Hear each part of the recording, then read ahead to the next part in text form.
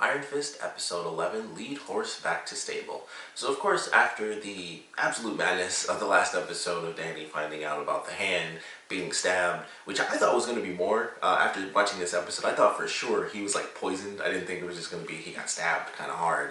I thought he was going to be like poisoned and it was going to be a bigger deal. And it was just like, no, he just stabbed him, with like, at first I thought it was a pin, and then of course when it got to the scene where he was stabbed, it looked like, it looked like it was almost an arrow made into a pin or something like that.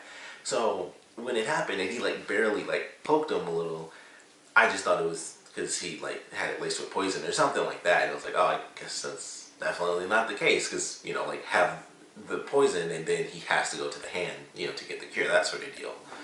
And that didn't end up being the case. He just stabbed him. So this episode was a lot about the mentality of Kunlun, and we get some more flashbacks. I mentioned before, with us going into the last couple of episodes, I'm assuming we aren't going to have a full flashback episode, and at this point, we shouldn't get one because it's the end of the season, so they have to just put in more flashbacks, and this is the most that we've seen of Kunlun. We actually get to see Danny after he first gets the power of the Iron Fist, and Davos actually finds him, and he wakes up and he flips him over. He's got all the burns and the tattoo.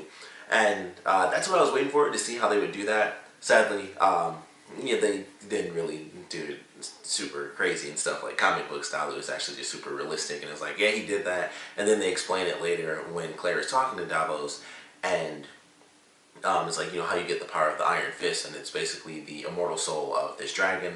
And in the comics, Danny fights the dragon, and the reason he gets the tattoo is because the dragon actually absorbs the ability through like this dragon shaped part in its body from like this crystal or something like that. And so he basically grabs the dragon around its neck and he covers up the part that's absorbing all of the magic, and it basically like sears into his body as he basically, it's almost like he's choking the dragon, like he cut it off from its own oxygen pretty much just by covering up that hole. So that's how he gets the burn mark on his chest, and that's how he defeats the dragon. Sadly, there's no dragon. It's in there somewhere in this cave, just imagine it. And so that's how he gets his power, and that's kind of how they show it. And we get a couple of flashbacks where it's Danny standing in front of like this tiny path looking at some stupid rocks. And when they really showed it, I was like, yeah, that's super boring. I probably would have left too, especially because we kind of, get the comparison between Danny and Davos, where Danny knew what it was like, especially as a rich kid. He knew what life was like. He got all the best things. It wasn't just like my life at 12, which was still way better than just being, the guard for some rocks and this tiny little path. So I was like, yeah, I'd be super bored too. But Davos wanted that his life, his entire life. He thought it was his birthright, and then it was given to Danny, and he succeeded. And so there's this part about him where he's somewhat jealous of his best friend for having that ability, and they kind of work through it. But they touch a lot on the emotional element and kind of indoctrination and really, really tough preachings of the Kunlun Monastery, which is a weapon isn't meant to have feelings. And it made me think, because I'm a super nerd, it kind of made me think of Star Wars and the Jedi, where like the Jedi kind of make you seem like the bad guy just because you have emotions. It's like you can't be one of us and think like a normal person. And it's kind of like that. This, I think, is a lot worse because it's kind of like once you're in it, you literally can't leave, at least for like, until that 15-year gap is up and the way is open. But, they literally beat lessons into you, and they tell you the same thing, about the hand and stuff like that. So it was cool how they touched on that, and how, ever since Danny was a kid, and anyone who was born in Kunlun, which they made it seem like Davos was. They don't really specify that whether or not he was. I'm assuming that he was, though, because he was like, I thought it was my birthright, and it's like, it's pretty clear that he was always there. Like, he was never in the outside world or anything like that, which he discovers pizza, and he had a very average reaction to it, which I felt kind of like Claire. I was like, that's pizza. That's not like, it's not broccoli, which is also good. I like broccoli. But it's pizza. It's amazing. So we get that lesson of his character where he was getting real upset and stuff, and it was just like, all right, I just got to cut that crap off. And it's not really like harnessing their chi. It's basically like, they call it that, where you harness your chi, but it's really just burying your emotions. And they don't do it really well either, because like with Danny, it's just building up, especially after he's come back being this person who was able to express his feelings, and then going from that young boy, the 12-year-old kid, to now where, in between that, he wasn't allowed to have emotions, and then he comes back and he's able to have emotions again, and he's trying to constantly fight it, even though he doesn't really have to anymore, but he's trying to keep those lessons from Kunlun and trying to just constantly bury, all his emotions and everything. So it's like, yeah, that clearly isn't working that well anyway for him. So it certainly won't play out too well in the end. And that seems to be the struggle. And I'm assuming, this is just my guess, going into the last two episodes, but I have to imagine that eventually he's going to realize if he just uses the anger, that's exactly how he'll harness it. Because Bakudo is like, it's your anger that's stopping you. I'm like, if he wasn't burying it all the time and fighting back and forth about being angry and then trying not to be angry, he would be fine. And just be angry and then use the power. Like, that, I'm assuming that's what he's going to realize in the end. Like, he can be angry and harness the power. He just has to be focused. Like, he can be focused and angry, but he can still be focused, and that's the main point. So I feel like that might be the big revelation that he finally realizes in the end. He doesn't have to fight his emotions. He just needs to, realize them and control them instead of just, it happens and then I want to fight it because I hate that it keeps happening. So I feel like that's where we're headed as far as his realization and him. I don't know, I guess he might use it in the next episode. It might not be till the finale where he finally uses his ability again, but that's been his whole thing. He was trying to train and he's struggling and stuff. And then we have Colleen, who is dealing with the hand and her having left behind after, helping Danny and Davos. And so she's really dealing with that issue, and Bakudo is like, hey, you find Danny, let me know that you did. And so she doesn't do that, and she gets busted. And that's where they kind of tie in to Daredevil a little bit. So she gets taken to the hand, and they take her to the basement and stuff, and she sees Bakudo, and he's very vague, and it's like, at least in your final moment you'll be giving to the hand. And so they go past these things, and we see like little things, blood packets and like IVs and stuff like that, or at least the actual bags. So I was like, oh, this is going closer to the Daredevil thing, and I've been trying not to spoil this, but at this point, if you haven't seen it, I'm sorry. But they're going towards the finale of Daredevil Season 2, which had a lot to do with Elektra, and them taking this blood from these people and doing some very specific stuff, and basically where that's going next. And it was pretty cool. I was like, all right, because with what they were doing with the hand in this, and it's like, Madame Gao is her own section, and then this part of the hand is its own section, and then what Nobu was doing was his own thing. There were like 3 different things that were like not related in any way, shape, or form. And I was like, okay, at least during this one segment, I was able to tie in what was happening with Colleen and Bakudo and their version of the hand, or their segment of it, or whatever. And I was able to tie that into the original version of the hand that we saw in Daredevil Season 2. And I was like, at least I can connect these two, because this whole thing has been like, Nobu was by himself, Gao was by herself, and now Colleen and Bakudo, they're in a group all their own as well. And it's just, they build up the hand from like just street kids in the States and stuff like that. So I was like, at least during that segment, I was able to make some minute connection between this version of the hand and Daredevil's version of the hand, so that there aren't 3 different sections of the hand just doing all sorts of random crazy crap. I was like, all right, I can at least appreciate that that was in there to reference what they were doing with Elektra and, people having their blood taken during Daredevil Season 2. So I was happy to see that, to make some sort of connection between those 2 different groups. And Madame Gao still has her own thing, but we know that these 2 are connected at least a little bit more than just being the hand.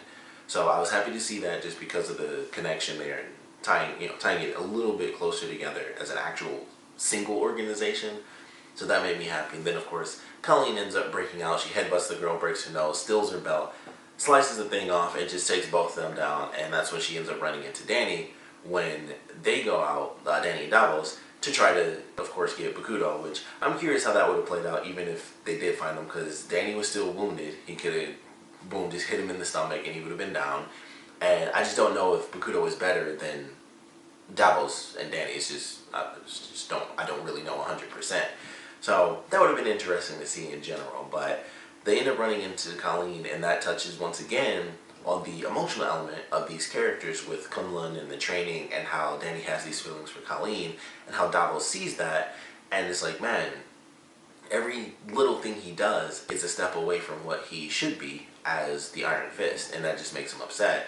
So I don't know what to really expect from Davos as far as his loyalty to Danny, excuse me, because of his loyalty to Kunlun, but he can't kill him. It can't go that far because he is the Iron Fist, and I don't really know how that transfers. I'm not too familiar with that. Like, if the person dies and the spirit goes back to the dragon, and then the next person is able to fight the dragon or whatever, but he won't do that just to try to get his opportunity. Or he could, because they're a bunch of repressed kids, basically, and then when they get mad, they throw hissy fits with martial arts, and they almost punch everybody. So it's hard to say what real level of control he'll have, because things are just getting crazier and crazier for him, trying to, save his best friend and get him to come back to where he believes Danny belongs. So we'll see how that plays out. We have Joy in the middle of all this stuff where she's working with her dad, and things were going okay until it got to the end where they come up with the plan, and it's like she found all the extra information to take control of all the accounts Bakuto was using. So it freezes those to try to draw him out, and then it's like, alright, we'll get rid of him, and she's still on this whole arrest, stop people here and there, and it's like, no, he's dead, like, he's going to die, we're going to kill him. And so, excuse me, she kind of freaks out about that, because it's like, this is murder, so it's impossible to say what's about to happen there. I know Ward is still in the psychiatric ward, so he has to come back into the fold, and she still believes that he's just like off on vacation, so I'm assuming he'll either end up escaping. Well, that's pretty much it. He can only escape. Like, it's been, it may have actually been 2 days, but considering everything going on with his character, he, of course, as he said, he's damned if he does and he's damned if he doesn't. His father's still alive. He can't reference that, and he's got a drug problem, so he's screwed. He has to, like, break out in order to actually get back to his dad. So I don't know what to really expect for his character, but once again, not a bad episode. I like the last two better than this one, but it still touched on some really good points. And like I said, as far as the element of indoctrination, they don't really say it. I kind of wish they would, but because that's what it is. So clear that that's what it is with Kunlun, where it's like they have to do things a certain way. Like, that's the crazy thing, is like they train all these people. Only one person is allowed to be the Iron Fist, like that, at least at a time. There's multiple people, but there's only one at a time. So they train all these people in the same way, and it's like, you can't have emotion, you can't do this, you can't do that. And then that's it. You, like, all these people train, and then it's like, it's like you have high school for 4 years, and then only one person gets to go to college, and that's it. And then everyone else is just like, yeah, that's it. Whatever, who cares about you? This person went to college, that's awesome. And that's kind of how it is. And they're just there in Kunlun after that, and then they just train other people who were born there to possibly be the Iron Fist, and they all kind of just grow up. And we actually see the monastery. I mentioned that in my last review. We actually see the monastery in this, like, way off in the background, and it was interesting that it was so insanely far away, because we see the monastery, and I'm like, okay, there's the monastery like a million miles in the background, and then there's like nothing else. Like, it was like the mountain and the pathway, they were under like a specific, like a stone arch. And then the monastery was way back there. It didn't seem like there were other villages or like a village within the monastery. It was like the monastery is in a mountain, and then everything's behind that, I guess. And the monastery was already so far back. I was like, how is this the entrance to, Kunlun? It was just very weird to me that they made it where the entrance was like so immensely far away, but probably based on the budget, just like a tiny little CG monastery. But we get the reason why Danny left, and it was because, like I said, it was boring. He was bored. He was bored, and he was looking for a sign. He saw the hawk, and that's how he realized that there was actually a different path out. Because the path that he was, or unless he went through the path, I mean, the way they showed it, to me, it made it seem like it was a totally different path. Also, it looked insanely different compared to that footage we got in the other episode. So I don't know what the deal was with that, because that guy was definitely fighting around like a forest with leaves and stuff like it was autumn or something like that. So I'm like, I don't understand that exactly. So I don't know what the rules are for that, but he seemed like he was in a totally different location, maybe different monastery. Maybe the monastery can teleport. I don't know. It's in another dimension, so who knows? But Danny made his decision to leave because he was looking for a sign and he felt he had one. So that explains in the earlier episodes, which they kind of abandoned a little bit now that I think about it. They had like the whole eagle thing for like the first 3 episodes, I think, where like, the homeless guy, he had the tattoo and it meant something to Danny because that was his symbol. And then when he was in the psychiatric ward, that was his symbol as well, where he saw the eagle and was like, that's, my way to escape. And they kind of abandoned it. After that, it was like, I know, I kind of forgot until this episode. I was like, oh yeah, the eagle thing, which admittedly, I forgot it, really even showed up until like, I was just talking about it just now. And I was like, oh yeah, like, that was his thing where he saw the homeless dude, he had the tattoo, and he saw the eagle when he was in the psychiatric ward. And it was just like his big thing. I thought it had to do with Kunlun, like the actual monastery or something, and I didn't know it was like personal to him. But it never seemed to really come back because like those first 3 episodes, like I think it was episode 2 and 3, was where they actually showed it. And then after that, it was like, no, it's gone, and that was it. So this is the answer for those 2 episodes that I don't know if you guys really remembered it. It happened and then I just forgot about it. Like it stopped showing up, I forgot, it didn't matter. Um, but it was decent. We got to see the flashbacks, we get to learn the story, we see how close Davos and Danny are as friends. They have more of the little jokes about crashing the cart and finding Davos' dad, meditating in the nude, possibly doing something else extra. But it was a decent episode. I like the fact that they touched on the mentality of the characters, because I think that's really like the best part of what this entire season has had is like the mentality of who is what, like who is good, who is bad, what is right and what is wrong. That's the best thing they've even done with this entire thing, and it's a shame that it's so few and far between, and it's much closer within these past couple episodes leading into the finale. So it's really unfortunate going to like the first half where it's just like I wish a lot of this stuff was there, or at least spread out a little better. And I feel like all the best stuff has been crammed into the last half, which is kind of normal for any series where it keeps ramping up. But I was like, man, they probably just split some of this indoctrination stuff up, maybe introduce that a little bit earlier and just do something with that. And they kind of saved all the greatest stuff for the very end. It's like, man, all we had in the beginning were like, it was like Ward was the savior, and then like kind of cool fight scenes, but barely. So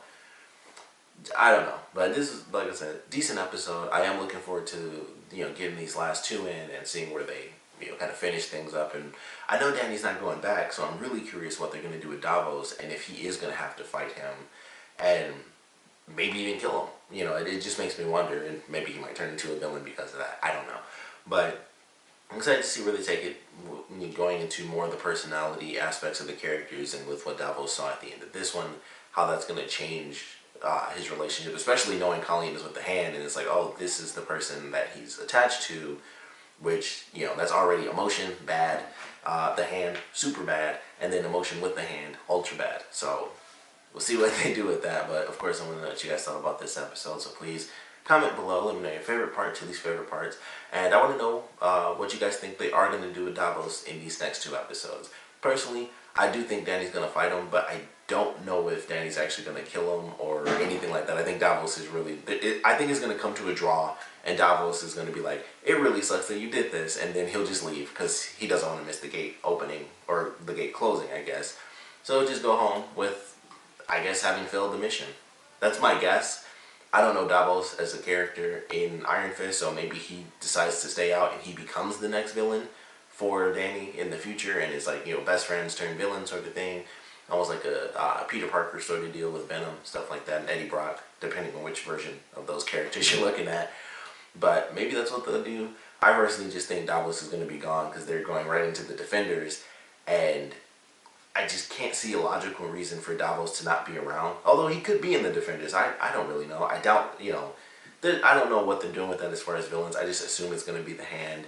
And I just feel like Davos would have to be in there somewhere, because why would he, like I said, it would just have to be a really good logical reason for him to not show up for all of the Defenders if his whole thing is like, I want to get revenge on Danny. So I don't think that's going to be the case. I think they'll figure something out. and Danny will stay, and Davos will deliver the message to Kunlun, and he'll take off. But that's my theory. Want to know yours, and of course, I want to know what you guys thought about the episode in general. So please comment below, let me know, and thanks for watching.